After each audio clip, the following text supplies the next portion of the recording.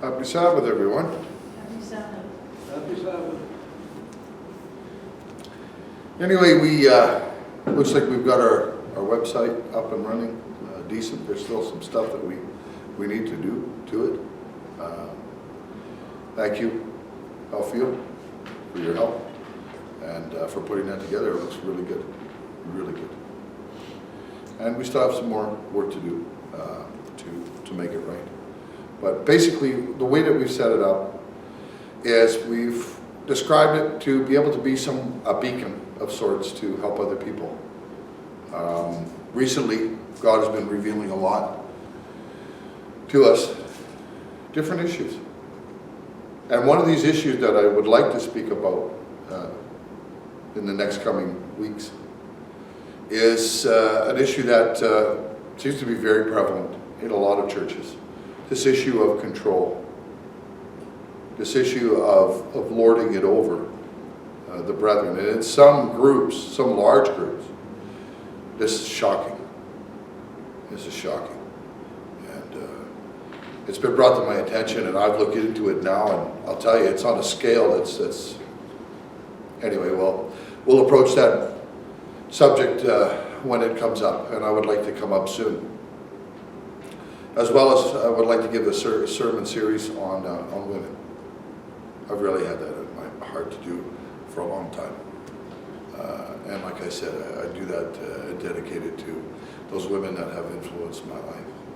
So that's in my heart also, very much so to do in the future here as we come into the next months and weeks ahead.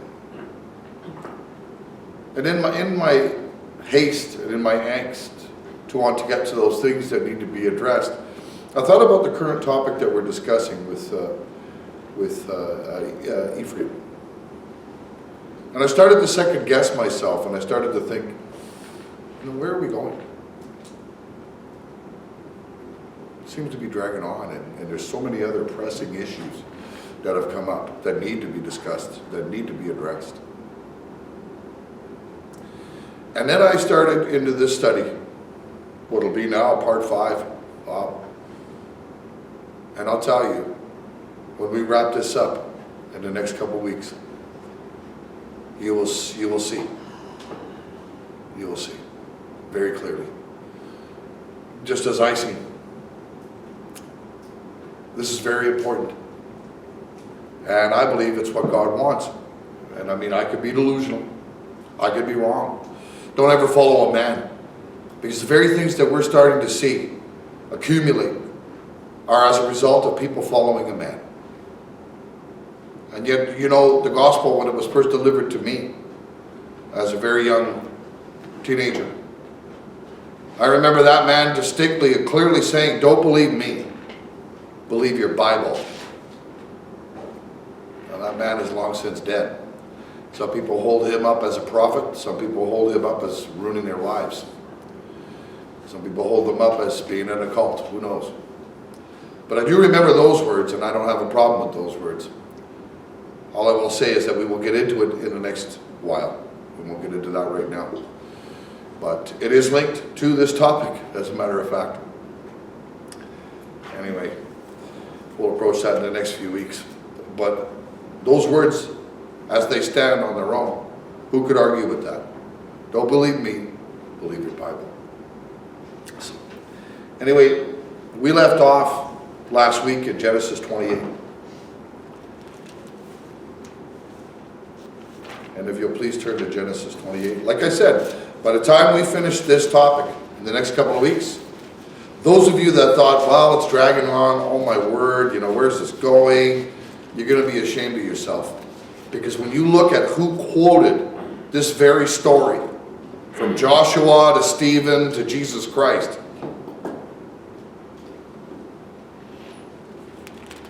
you're going to see. You're going to see where it goes. Genesis 28, verse 20.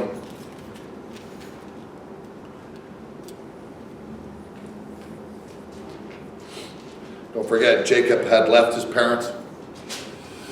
His mom had brought up the fact that Esau was going to want to kill him as soon as the father died for stealing his birthright, stealing his blessings. And she put about a plan to get him out of there. He had to leave by way of his father's permission, is what I'm assuming, based on the way the narrative is reading here, the way that the words are put together. So she's saying that she's disgusted about these local women that Esau, her eldest son, had married. And she said, I would rather just die if I have to live another day with these women. So whatever they were doing, whatever their practice was, it was really upsetting Rebekah. So anyway, Isaac didn't hold a grudge against Jacob, didn't hold a grudge against his wife, and for basically tricking him and lying to him. However, that was worked out in their family dynamic. It was worked out. And here we see, after the fact, Isaac and Rebekah and Jacob all together. And he sent Jacob on his way and told him to marry a woman from Rebekah's family line, the same as who Abraham had his servant find a wife for Isaac, who was Rebekah. So Jacob left under his father's permission, and he had a dream. And in chapter 28, verse 20 of chapter 28, after he had this dream, then Jacob made a vow, saying, if God will be with me, and if he will watch over me on this journey I am taking, and will give me food to eat and clothes to wear, so that I return safely to my father's household, then the Lord will be my God. Now, we're going to miss this. It's going to pass by us and we're not going to see it. Even those that have ears to hear, will then hear. Prior to this, God had promised Jacob some amazing promises, some powerful promises. And yet, all Jacob said when he woke up is, the key words is, will watch over me, will give me food to eat. That's all. Clothes to wear. That's all he asked. So that I return safely, his personal safety. And then the Lord will be my God. He didn't ask for riches. He didn't ask for this land. He didn't quote God on any of God's promises. And yet God, in verse 15, at the tail end of verse 15, said, and I will bring you back to this land. I will not leave you until I have done what I have promised you. And there was a list of promises. Again, there was no sense of greed from Jacob. He just asked for sustenance. He asked for the things that every one of us are concerned about. That's right there. Read it for yourself. Don't believe me, believe what you read for yourself. How about that? So there was no sense of greed or entitlement. And you get to see a sense of how his heart was, what kind of person he was. In Matthew 6, Jesus Christ, who was the God of the Old Testament, we know that. Again, the Bible confirms that. Don't go by my word. And briefly here in Matthew chapter 6 and verse 11, Christ, in his pattern of prayer that he had given, what he said, backing up there in verse 9, this then is how you should pray, or a pattern of your prayers. Our Father in heaven, right? You address to whom the prayer is directed to. Hallowed be your name. You acknowledge God's supreme authority. Your kingdom come, and your will be done, on earth as it is in heaven. And then in verse 11 he says, give us today our daily bread, or give us this day our daily bread. That's it. The same simple, life-sustaining requests that Jacob said. Well, I'm going somewhere with this. You'll see very quickly here. Same thing. Give us today our daily bread. Right? We're told to ask for that. Now, Job. In Job chapter 1, you don't have to turn there. In Job chapter 1, and in verse 21.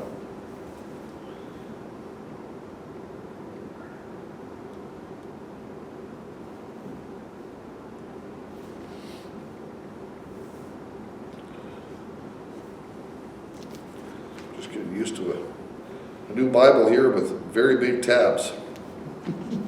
They all kind of blend together. So Job chapter 1, verse 21. And it says, this is after, right? Everything fell apart for Job in his life simultaneously. And my point is that you could tell in the words of these individuals exactly by their response the type of character that they had. So backing up in verse 17, just to recap here. These messengers were coming in as one and only survivors from calamities that were happening to different phases or different components of Job's life and or wealth.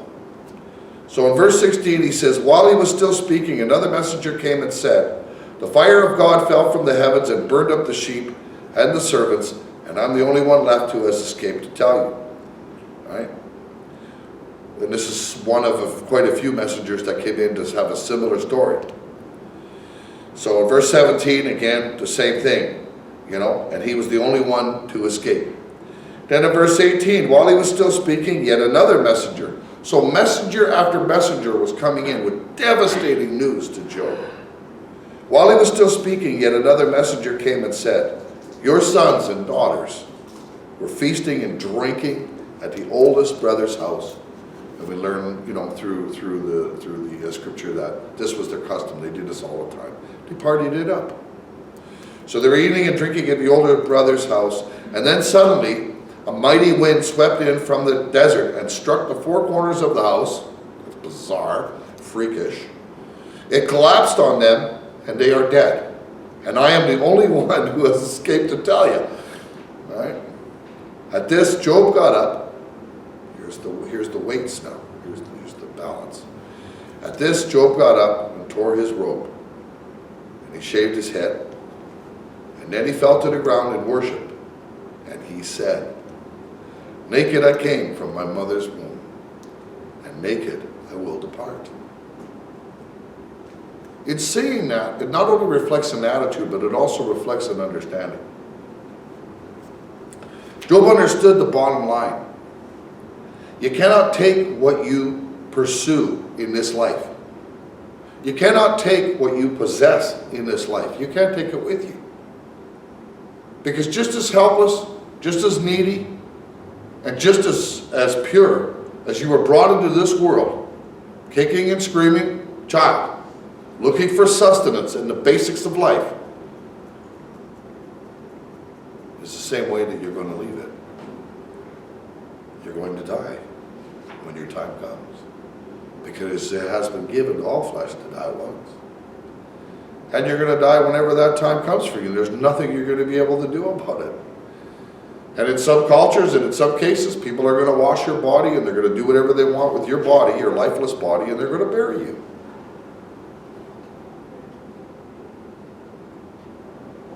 Job understood that.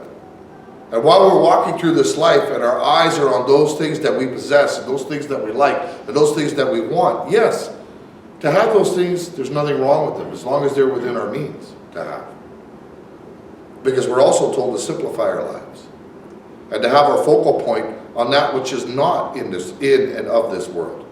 And we're also told to not be lovers of this world. Well, Job wasn't. And when this calamity hit, the highest amount of pressure that was levied against anybody, and this is how he reacted. Wow. But he reacted like that because he had understanding. He reacted like that because his priorities were straight. He reacted like that because his focal point remained on God and obeying him. And that's revealed in the next words that he said. The Lord gave, and the Lord has taken away. May the name of the Lord be praised. Imagine that. That's what came out of this man's mouth after this happened. And we as human beings, I keep saying we're experiential. We can't understand this. I can't understand what it's like to have my whole family wiped out in one moment. I can't understand what it's like to lose everything in one moment. And if that's not a raw test of where your character resides, I don't know what is. And this is how he responded. This is a man. And this is a man of God. But again, my point is to illustrate the heart. That the heart that can be, and the attitude that can be revealed and contained in what a person says, in what their requests are. And this was recorded. The recorded requests of Jacob were very simple and very sustaining. He didn't take advantage of what just happened. And the same with Job, as an illustration of what gives us a window into viewing the character of Abraham, viewing the character of Isaac, viewing the character of all of them. They tend to all share a certain heart. They tend to all share a certain view. They tend to be all motivated by the same things. What is it that links them like that?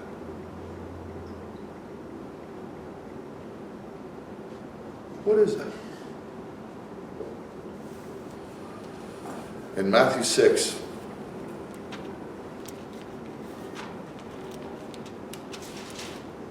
my illustration here is to show you how so much can be contained in so few words.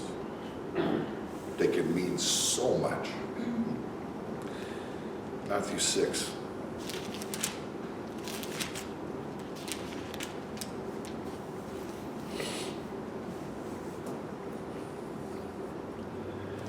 I'm going to ask you a question. Did Jesus Christ read the same scriptures that we just read? Just a question.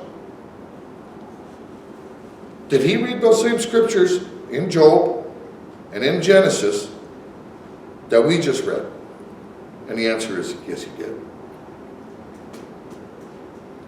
Isn't that kind of strange that the God of the Old Testament, who has now become flesh, who was prophesied to crush the head of what was initiated long ago with the fall of man, that he would be reading about the very one that he sheltered, that he protected, that he watched after, whose descendants he said that he would be with. And now this same being, in these verses we're about to read, is standing in front of the seed of his friend, of the one who he promised and made these promises to, about these same descendants that were standing in front of him. Listen to what our Lord said, not what I say. In verse 25 it says, this is so beautiful. And he's talking to these descendants of Jacob. Therefore, I tell you, do not worry about your life, what you will eat or drink, or about your body and what you will wear. Isn't that what Jacob just asked? He just said, if you'll watch over me, if you will give me food to eat, clothes to wear, so that I return safely. Do you not think Jesus Christ read those words?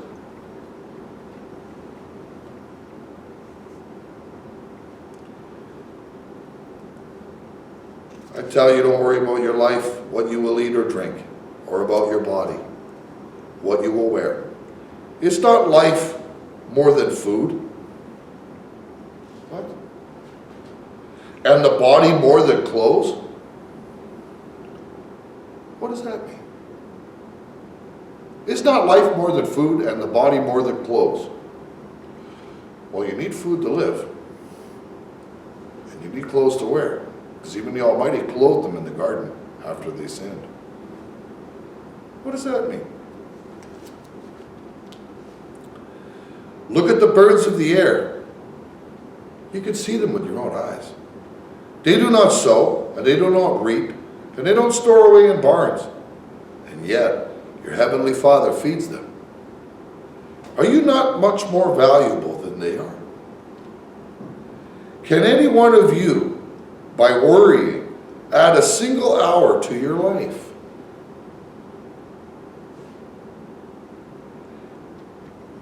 And why do you worry about clothes? See how the flowers of the field grow? They do not labor or spin. And yet I tell you that not even Solomon in all of his splendor was dressed like one of these.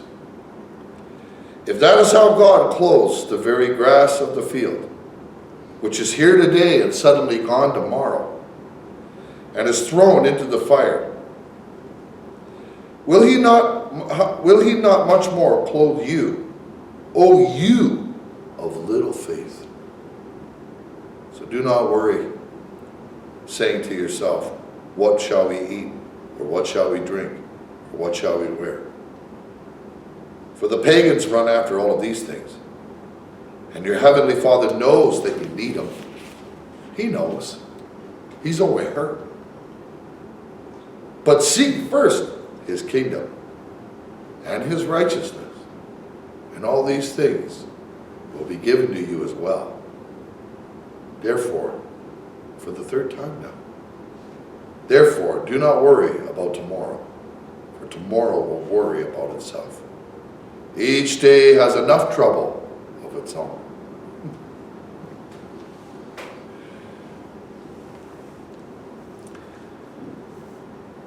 To be concerned about things like this, it's universal. And to have the very one who fed and sheltered Jacob all of his life standing in front of his descendants, I want you to please understand this.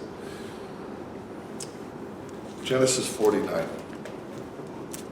You have to understand this. You heard what Jacob said when he was a young man, before he even was married to Rachel or Leah. He had just left his father, and he had a dream when he stopped at Padam. Now this is Jacob near the end of his life, when his eyes can barely see anything. When he had to even muster his strength to get up on the side of his bed.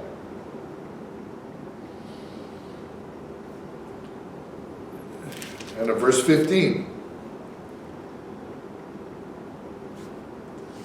of Genesis 49.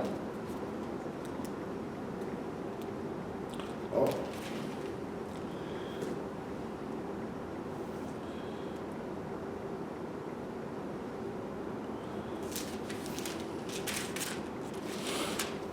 Bear with me here.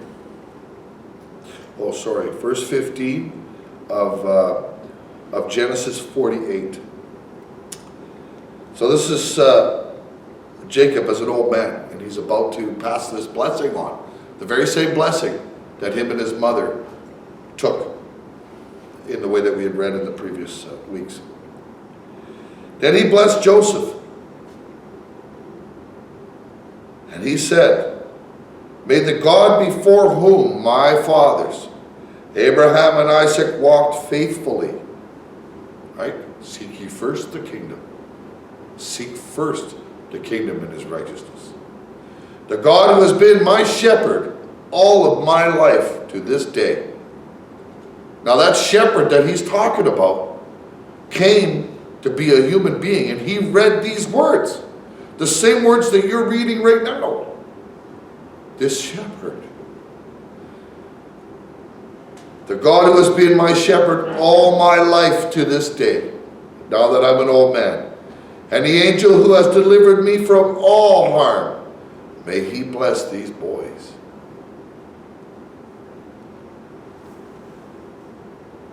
To have the very one who fed and sheltered Jacob all of his life, standing now as Jesus Christ in front of his descendants, addressing the same human concerns that their forefather had.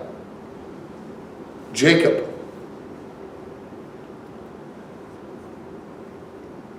And to be delivered in such a loving and conclusive way, the way that he said it. Don't worry. The birds of the air, you observe them yourselves every day. They don't sow. They don't reap. And yet they're fed. How much more valuable are you than a bird? O ye of little faith.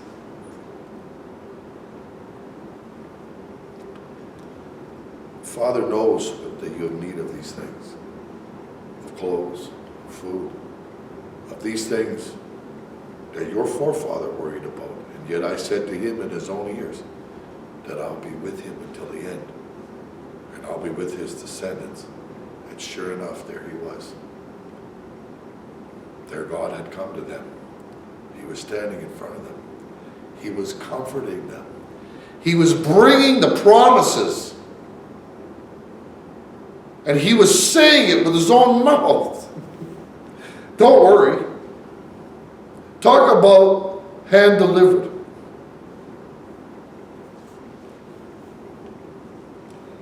The God who's been my shepherd all of my life, to this day, and the angel who has delivered me from all harm, may he bless these boys. And those boys are where these descendants came from. Ephraim, Manasseh. And then the blessings that arrived on the rest of those tribes. Judah, Issachar, Gad, Simeon, Dan, Naphtali, Reuben, Levi, all of them. All of them. He was standing there now in their midst, and he was telling them, don't worry. He's telling us, we're reading the same words. We're reading the words and the concerns when they first arrived. We're reading the response of our forefathers. We're reading Christ's response, who read these words just as much as we did. And now we're reading the same instances that happened when he came. Where are we? Who are we? What are we seeing? What are we looking at? What are we viewing? What should we know? What should be in our heart? What should guide us? And where is this story going? You'll see. The descendants of these boys were standing right in front of the shepherd. Like Jacob said, the God who has been my shepherd all my life to this day. Well, that shepherd was standing right in front of the descendants. Genesis 28, verse 13.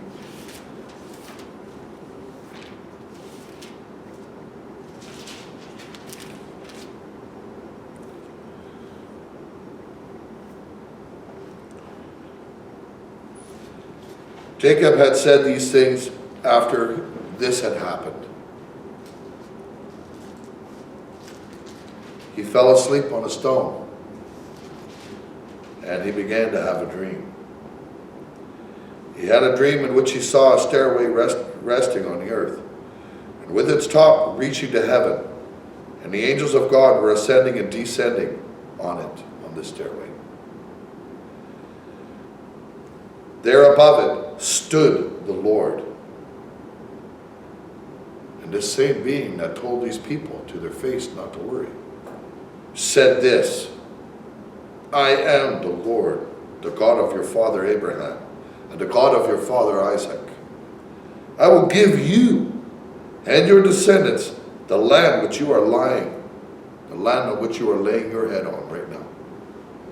Your descendants will be like the dust of the earth, and you will spread out to the west, and to the east, and to the north, and to the south. All peoples on earth will be blessed through you and your offspring. And here was the blessing. And the blessing came speaking. And their God came to them and stood right in front of them and told them, don't worry. Personally. And we're going to see how personal it was, how personal it still is. And that's the part that we're missing. He hasn't gone anywhere. These aren't stories from of old. When did this happen, and when did he stand in front of them and tell them? Centuries had passed. The story was still the same. Don't worry. I will. And he did. All peoples on earth will be blessed through you. Well, we've seen that. I am with you, and I will watch over you wherever you go. Sounds like the same kind of talk. And I will bring you back to this land, and I will not leave you until I have done what I have promised to you. And after Jacob dreamed this, All he did is he got up the next morning. It says right here, early the next morning, Jacob took the stone that he had placed under his head, and he set it up as a pillar, and he poured oil on top of it. And he called that place Bethel, though the city used to be called Luz. And then Jacob made this vow, saying what he said, if he will watch over me and give me food to eat and clothes to wear and safety. That's all he asked.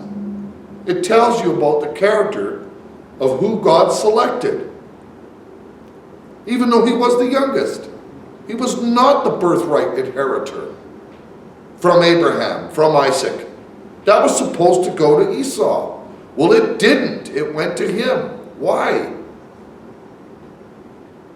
Because of his heart. Because of who he was. But who are we? Where's our hearts? And this is what's been revealed to us. Where is your heart? Do you evaluate your heart? When the Holy Spirit comes to you that you have been endowed with and blessed with,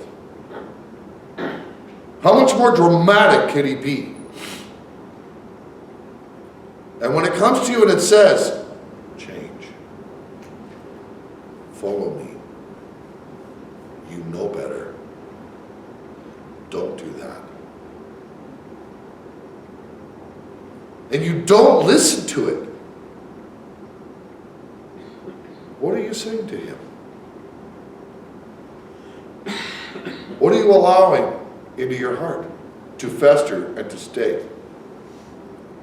What are you not allowing the Spirit to do? What are you saying to him at that point? This is all private, and it happens in the confines of your mind and in the universal control that you have for self-determination and to judge what your decision would be. No or yes. But you have to see it first. You have to be invited. I'm assuming that's already occurred. It was a question of the heart. And we need to have our hearts right.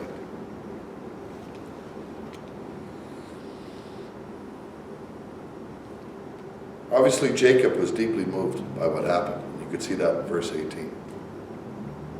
And even after taking his brother's birthright for a bowl of soup and playing along with his mother who conspired to steal this blessing and to lie to her husband,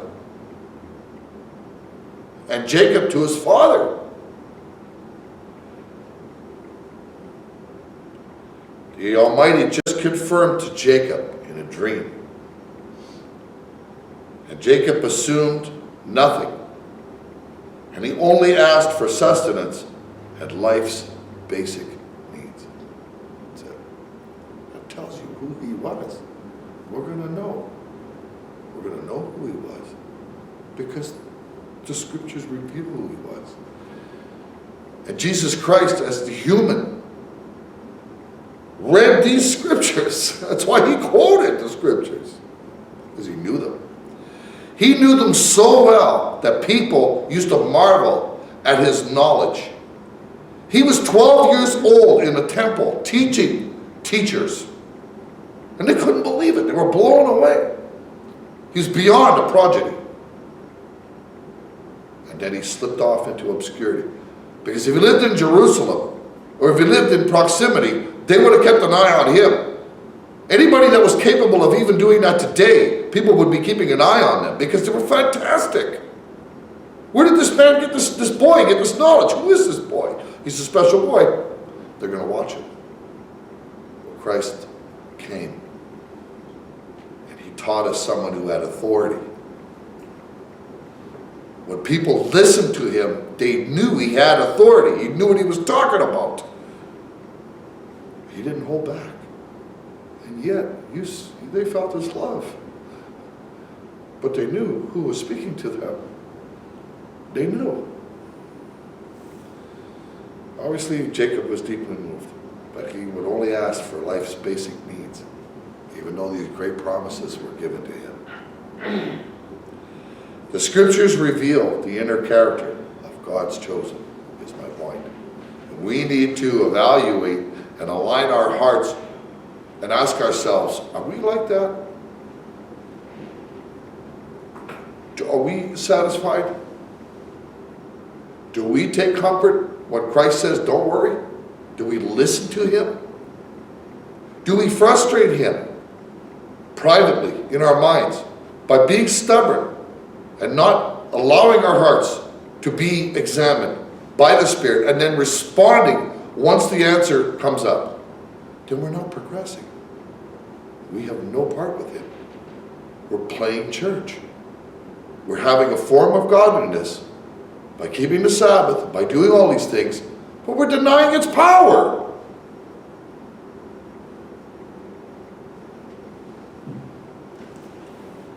Genesis 29, we'll pick up the story quick here. Running out of time. In Genesis 29, we'll just read through this. We'll stop periodically to discuss quickly. Then Jacob continued on his journey, and he came to the land of the eastern peoples. There he saw a well in the open country, with 3 flocks of sheep lying near it, because the flocks were watered from that well. The stone over the mouth of the well was large. Okay. And when all the flocks were gathered there, the shepherds would roll the stone away from the well's mouth and water the sheep. So it took several men. The shepherds would roll the stone away. And then they would return the stone to its place over the mouth of the well. I guess they protected the well this way from becoming contaminated. They also protected the well this way from being used by anybody else, because it took several shepherds to move this stone. There was 3 flocks of sheep there that were going to be watered all from the same well. It took several men to move this thing. It said it was a large stone. There's a reason why I'm saying this. Jacob asked the shepherds, "My brothers, where are you from?" So Jacob was polite. "We're from Haran," they replied. He said to them, "Do you know Laban, Nahor's grandson?" "Yes, we know him," they answered. And then Jacob asked him, "Well, is he well? Is he alive?" "Yes, he is," they said. "And here comes his daughter Rachel with the sheep." "Look," he said, the sun is still high. It is not time for the flocks to be gathered. Water the sheep and take them back to the pasture."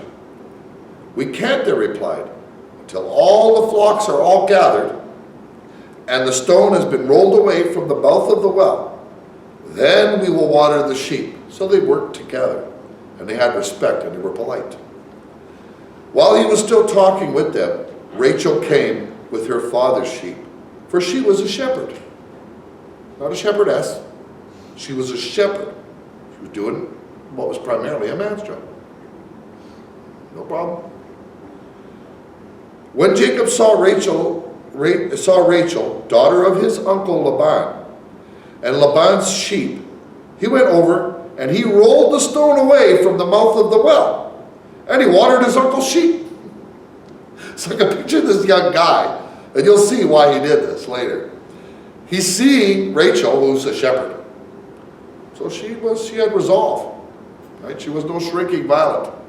She was out in the wilderness. She was protecting that flock from wild animals and bandits and whatever else. She had some backbone.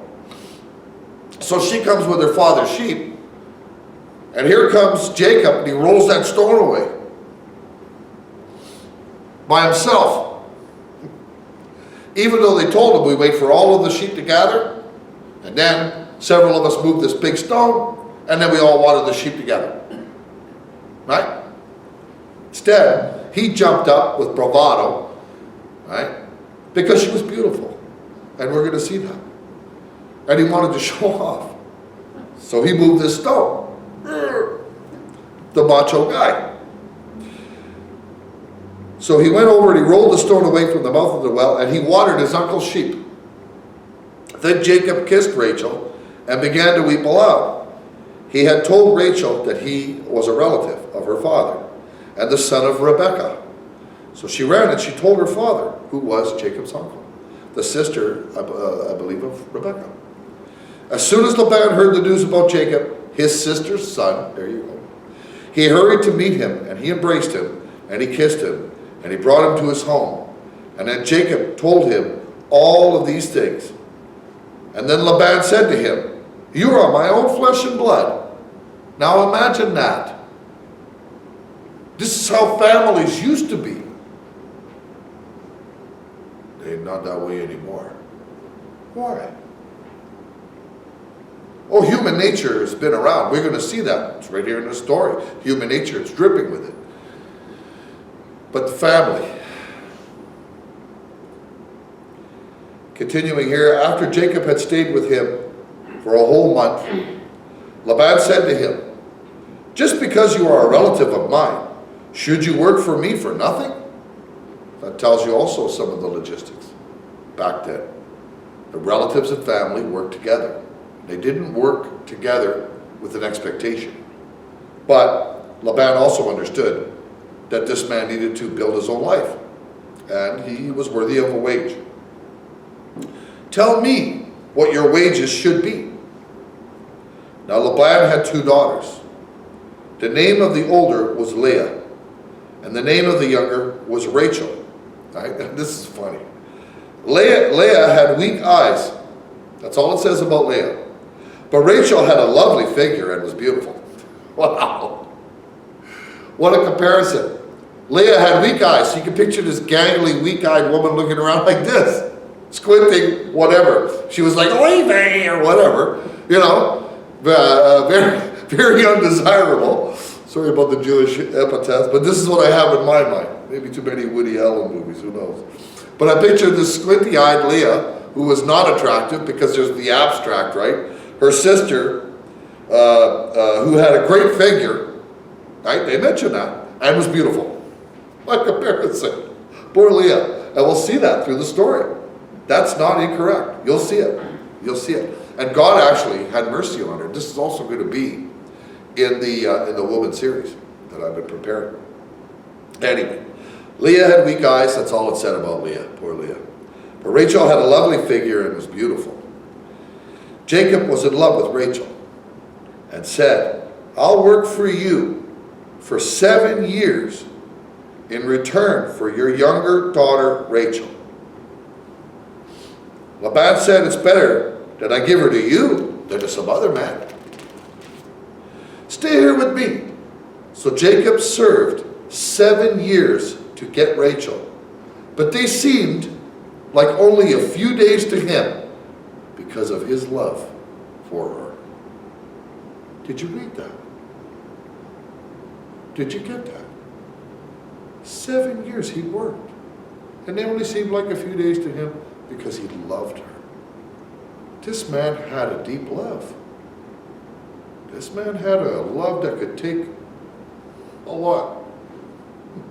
And it was like nothing. Then Jacob said to Laban, "Give me my wife. My time is completed, and I want to make love to her." So Laban brought together all of the people of the place, and he gave a feast. But then when evening came, he took his daughter Leah, and he brought her to Jacob, and Jacob made love to her. Laban gave his servant Zilpah to his daughter as her attendant. When morning came, there was Leah. So Jacob said to Laban, "What is this that you have done to me? I served you for Rachel, didn't I? Why have you deceived me?" Tells you about Laban's character. Laban replied, "It is not our custom here to give the younger daughter in marriage before the older one."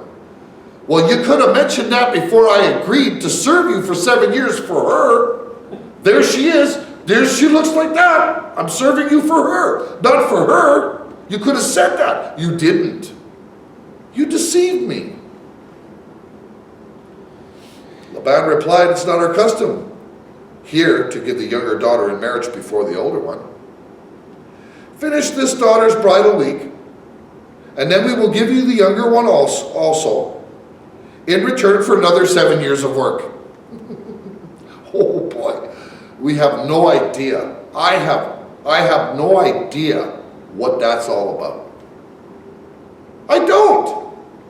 7 years, and it's like nothing, and your love is deep, and the 7 years is over, there she is, we're gonna get married, we're gonna start our life, oh my, and bang, you gotta work another 7 years.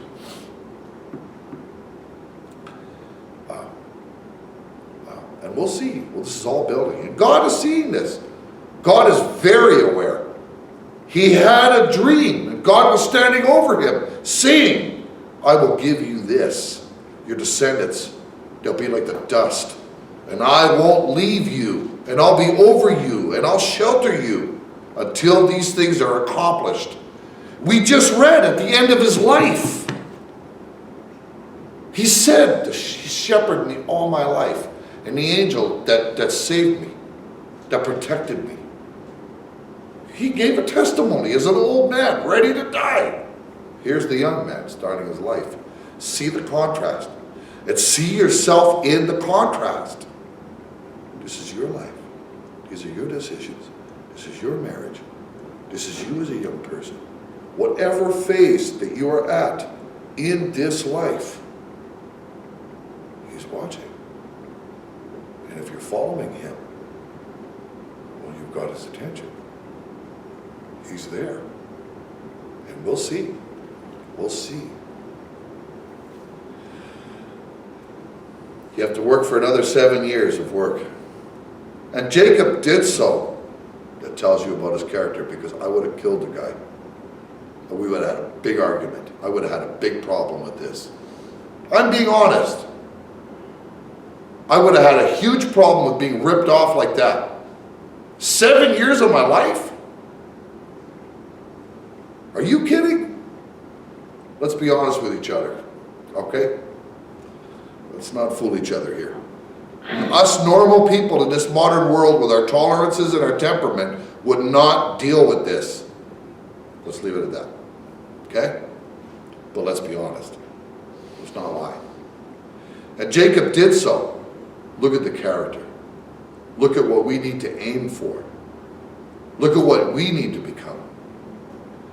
He finished the week with Leah, just as his father-in-law, who ripped him off royally, told him to do. He obeyed. And then Laban gave him his daughter Rachel to be his wife.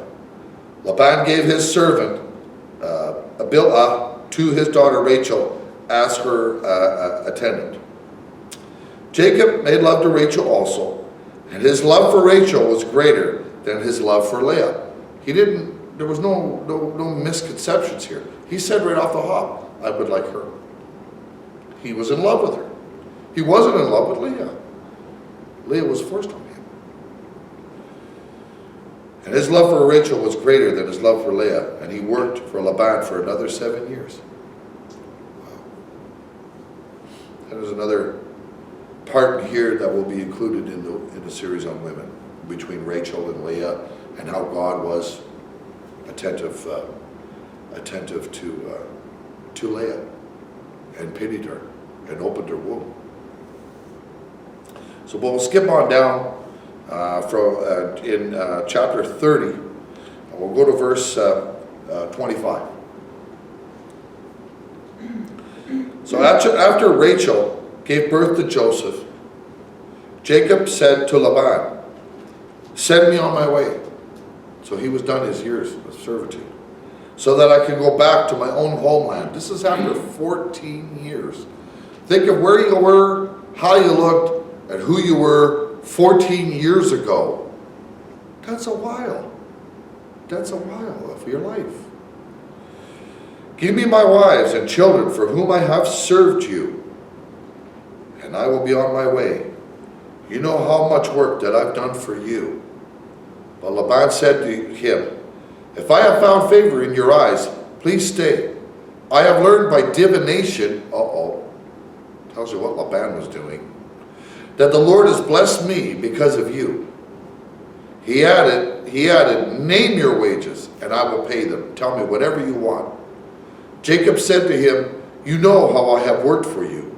So Jacob was a very, very hard worker. And you know your livestock and how it has fared under my care. The little that you had before I came has increased greatly, and the Lord has blessed you wherever I have been. But now, when may I do something for my own household? Look, father-in-law, I need to start my own life. You've benefited enough from me. What shall I give you? He asked. Don't give me anything, Jacob replied. But if you will do this one thing for me, I will go on tending your flocks and watching over them. Let me go through all your flocks today and remove from them every speckled or spotted sheep, every dark-colored lamb, and every spotted or speckled goat. They will be my wages, and my honesty will testify for me in the future. Whenever you check on the wages that you have paid me, any goat in my possession that is not speckled or spotted, or any lamb that is not dark-colored, will be considered stolen. And we're going to find out through this story that really Jacob wanted to go back to his homeland. That's where his heart was. He had gotten his 2 wives. He had a pile of kids. He had some livestock of his own. He wasn't greedy. And Laban just wanted to hang on to him. And you'll see in the story. So Jacob is starting to think. He's negotiating. This wheels are turning. And now he says, give me the speckled or spotted one. Agreed, says Laban. Let it be as you have said. That same day he removed all of the male goats that were streaked or spotted, and all the speckled or spotted female goats, all that had white on them, and all the dark-colored lambs, which are pretty rare. And he placed them in the care of his sons.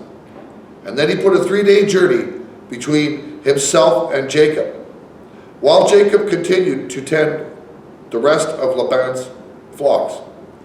Jacob, however, took fresh cut branches, so he was a thinker, he was a negotiator. He took fresh cut branches from poplar, almond, and plane trees, and he made white strips on them by peeling the bark and exposing the white inner wood of the branches. Then he placed the peeled branches in all the watering troughs so that they would be directly in front of the flocks when they came to drink. When the flocks came in heat and they came to drink, they made it in front of the branches. Whatever that is, who knows? And they bore young that were streaked or speckled or spotted. Okay. Jacob set apart the young of the flock by themselves, but made the rest face the streaked and dark-colored animals that belonged to Laban. Thus he made separate flocks for himself, and did not put them with Laban's animals. Whenever the stronger females were in heat, Jacob would place the branches in the troughs in front of the animals so that they would mate near the branches. But if the animals were weak, he would not place them there. So the weak animals went to Laban, and the strong ones to Jacob. That tells you something about his character right there. Well, yeah, absolutely. He worked. They had a deal. He fulfilled the deal. And Laban, who was through divination, and we know that's wrong, found out that he was being blessed. I mean, Laban had to really have a screw loose. He couldn't see how his flocks were increasing, but whatever. So through divination, he found out that he was blessed because Jacob was working for him, and God was with him, just like he said he would be.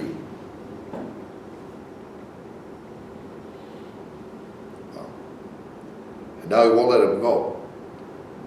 So Jacob, basically, from what I can see by the story, is saying in his heart, hey, if you won't let me go, I'm going to make some money here. I'm going to make my wages.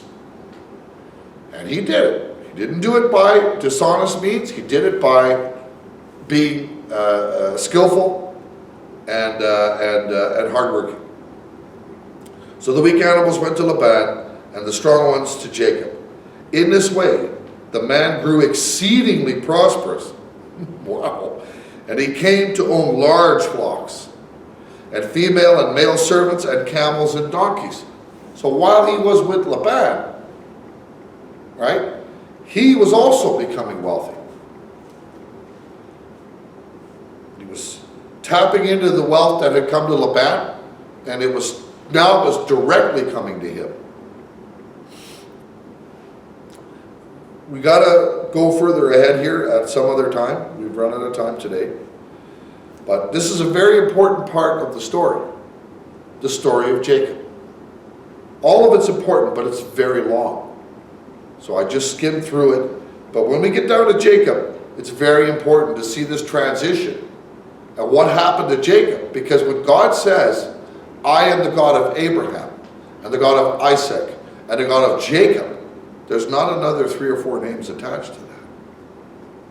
There's 3 names attached to that. So you might think. So that it is said. But there's more to it than that. I am the God of Abraham, and the God of Isaac, and the God of Jacob. And it was the very same thing that Christ quoted to the Sadducees when they approached him and tried to trap him about life after death or the kingdom. He used those very same words. So, and we'll get into that, and we'll try to wrap this up in the next couple of weeks. Thank you.